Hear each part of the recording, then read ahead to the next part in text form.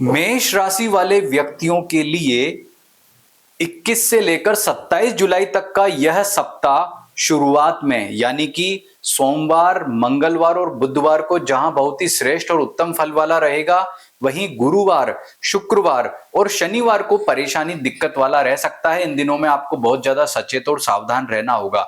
यहां मैंने हेडिंग भी लिखी है, देखिए पढ़िए, शुरुआत अच्छी है, यानी कि शुरुआत सप्ताह की ठीक है। उत्तरार्ध में दिक्कत रहेगी, संडे का दिन आपके लिए अच्छा रहेगा, लेकिन इस जो ये आपको यहां साप्ताहिक राशिफल बताने जा रहा हूं, यह पहली बार ऐसा होगा कि आप इतना विस्तार से अपनी राशिफल के बारे में जानेंगे।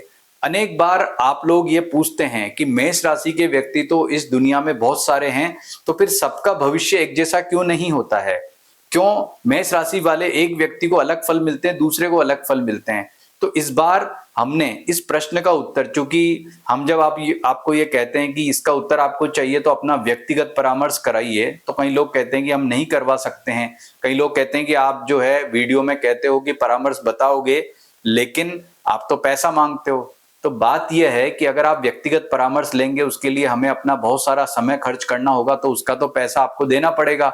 लेकिन मैं आपके लिए यहां पर लाया हूं अब की बार न केवल राशिफल, बल्कि आपका जो भी जन्म नक्षत्र है ना, उसके आधार पर कैसा आपके लिए ये सप्ताह रहने वाला है।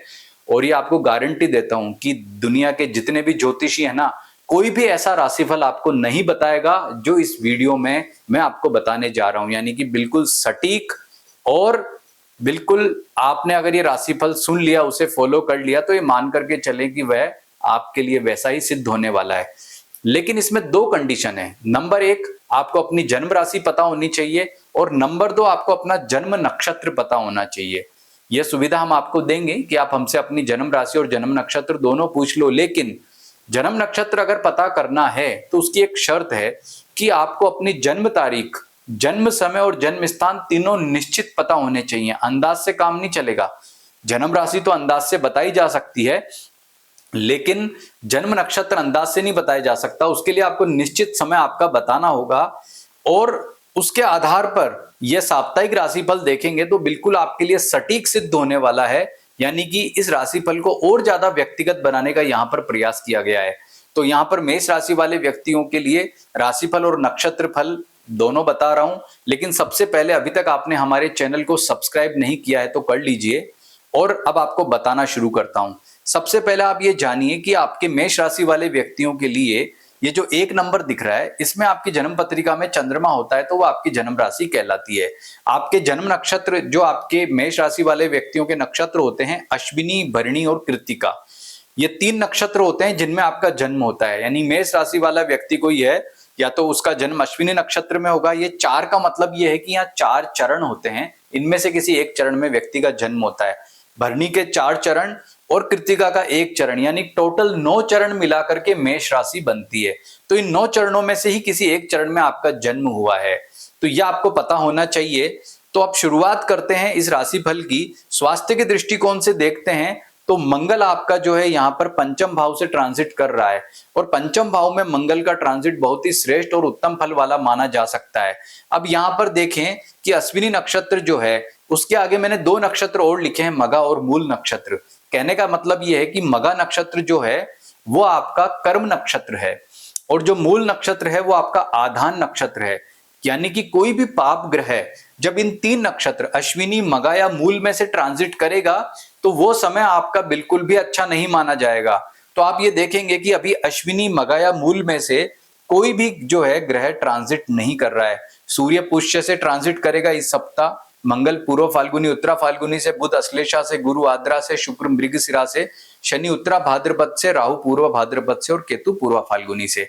यानी इन 3 नक्षत्रों से कोई भी ग्रह जो है वो ट्रांजिट नहीं कर रहा है। तो कहने का मतलब कि अश्विनी नक्षत्र जिनका है, उनके स्वास्थ्य के दृष्टिकोण से बहुत ही शानदार और उत्तम समय है।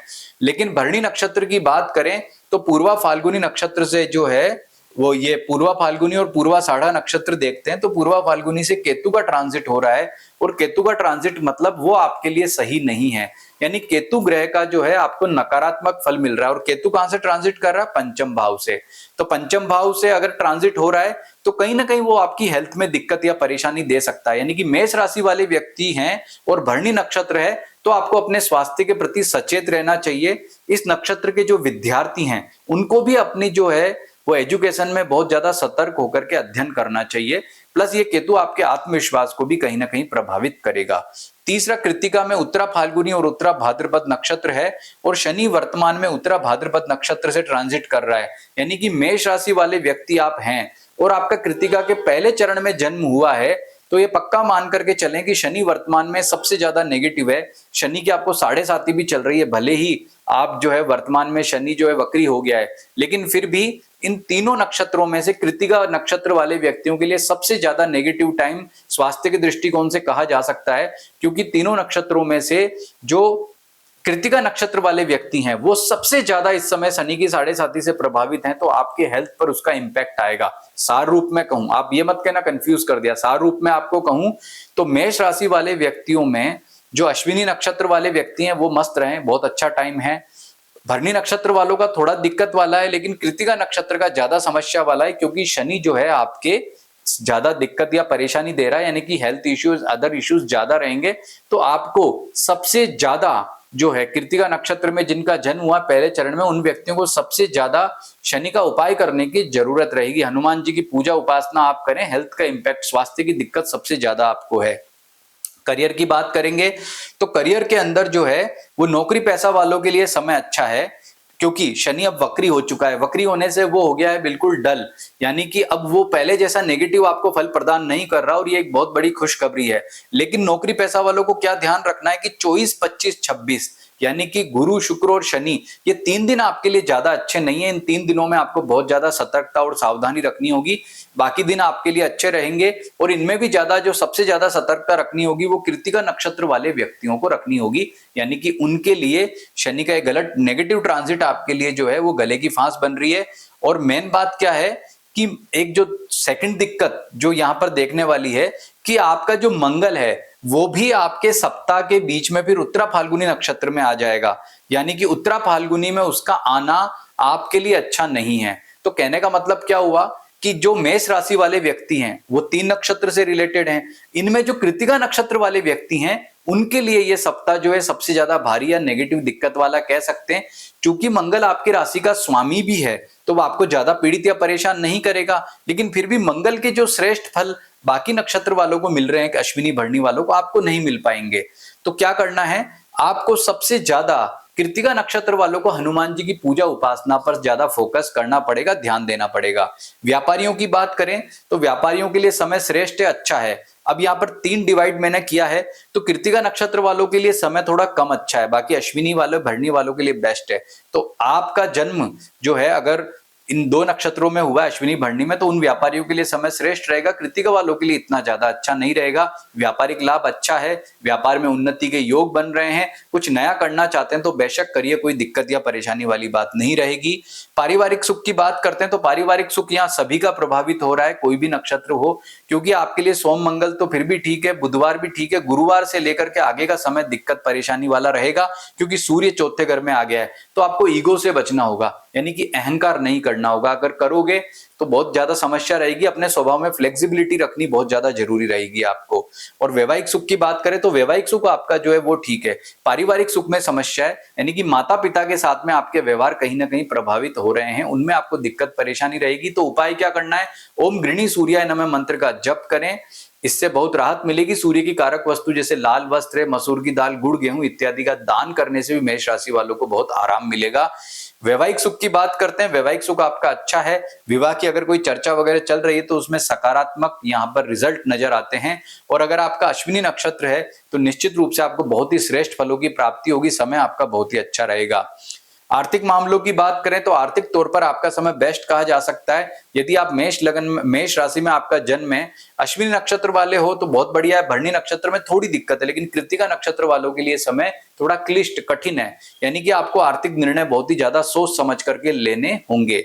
अब बात करेंगे आपके स्टूडेंट्स के लिए, विद्यार्थियों के लिए, तो देखो आप मेष राशि में कोई भी आपका नक्षत्र है, विद्यार्थियों के लिए समय इतना अच्छा नहीं है। सूर्य देव का आप उपाय करें, भगवान सूर्य को अर्घ्य चढ़ाना है, भगवान सूर्य का जो है कारक वस्तुओं का दान है, ओम गृणी सूर्याय नमः मंत्र का जप है, और स्वभाव में फ्लेक्सिबिलिटी रखनी है, किसी से लड़ना नहीं है, झगड़ना नहीं है, नहीं तो दिक्कत या परेशानी इससे बढ़ेगी।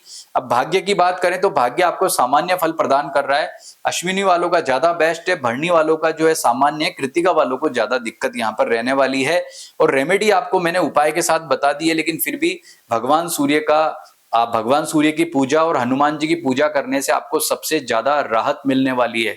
और ये थोड़ा डेप्थ में जाकर के मैंने आपको राशिफल बताया, पर इसे समझिए जैसे मैंने बताया है। कृत्तिका नक्षत्र अगर आपका है, मेष राशि है, तो आपको सबसे ज्यादा संभल कर रहना होगा, क्योंकि ये समय क्लिष्ट है।